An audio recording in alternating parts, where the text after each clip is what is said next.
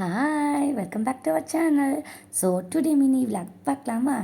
எங்கே எல்லாரும் வந்துட்டு பாய் கட்டிட்டு போயிட்டுருக்கோன்னு பார்த்தீங்கன்னா அப்பாவுக்கு செக்கப்புக்கு. ஸோ எல்லோரும் செக்கப்புக்கு பயந்துட்டு போவாங்க. இந்த வாட்டி என்ன சொல்லுவாங்க, பிபி இன்க்ரீஸ் ஆகிருக்கா, அது இருக்கா, இது இருக்கான்னு.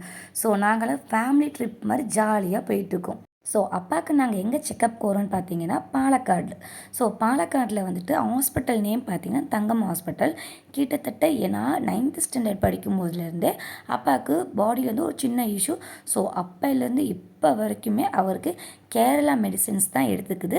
இங்கே வந்துட்டு கொஞ்ச நாளைக்கு முன்னாடி உடம்பு முடியாமல் இருந்தது, இங்கே மெடிசன் வாங்கி போட்டோம். அவருக்கு வந்துட்டு சரி ஆகலை, எப்போவுமே கேராக இருக்கே அப்படின்னு சொல்லிட்டு இருப்பார். ஸோ அதனால் நம்ம கேரளாக்கே போயிடுவோம் அப்படின்னு சொல்லிட்டு பாஸ்ட் ஒரு 6 மந்த்ஸாக வந்துட்டு இப்போ நாங்கள் கேரளா தான் ட்ரீட்மெண்ட் எடுத்துகிட்டு இருக்கோம். எங்கள் வீட்டிலேருந்து கிளம்புன டைம் பார்த்தீங்கன்னா 12 o'clock.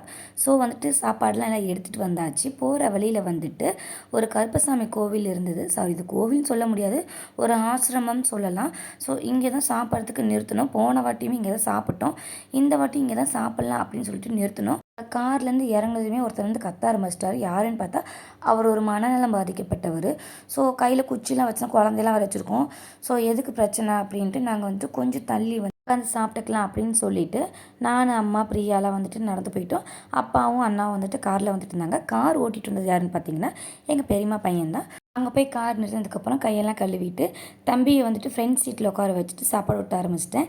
எங்கள் அண்ணன் என்ன சொல்லி கலாய்ச்சிட்டு இருக்காருன்னு பார்த்தீங்கன்னா, நான் வந்துட்டு சாப்பாடு எடுக்கிறத வந்துட்டு கொடுத்துட்டு இருந்தேன். பிரியா அதை வீடியோ எடுத்தேன். அண்ணாக்கு நாங்கள் சோறு கொடுக்கறது வீடியோ எடுக்கும், அவருக்கு சிரிப்பு அடக்க முடியல. பாருங்கள், இப்படி தான் ஏழைப்பட்ட ஜனங்களுக்கு வந்துட்டு சாப்பாடு கொடுத்து உதவுறாங்க அப்படின்னு சொல்லிட்டு என்னை கலாய்ச்சி பேசிகிட்டு இருந்தார். ஸோ அதனால் எனக்கு சிரிப்பு அடக்க முடியல. தம்பிக்கு வந்துட்டு சாப்பாடெலாம் ஊட்டிட்டு நாங்களும் எல்லாருமே சாப்பிட்டு அங்கேருந்து கிளம்பவே மணி பார்த்திங்கன்னா 3 o'clock ஆகிடுச்சு. போகிற வழி நல்ல கிளைமேட் சில்லாக இருந்தது. லைட்டாக மழையும் வேறு பெய்ய ஆரம்பிச்சிருச்சு. ஆனால் வந்துட்டு தம்பியோட சேட்டை மட்டும் அடங்கவே இல்லை.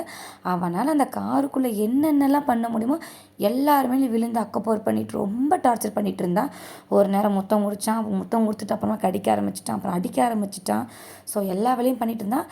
கொஞ்ச நேரமாக நான் நிம்மதியாக இருக்கேன் அப்படின்னு சொல்லிட்டு நான் ரீல்ஸ் எடுத்துகிட்டு வீடியோஸ்லாம் நான் எடுத்துகிட்டு வந்துட்டு இருந்தேன். ஹாஸ்பிட்டலுக்கு வந்து 4 o'clockலாம் ரீச் ஆகிட்டோம். அங்கேயே அம்மா அப்பாவும் இறக்கி விட்டு நாங்கள் கார் பார்க்கிங்கில் வெயிட் பண்ணிட்டு இருந்தோம்.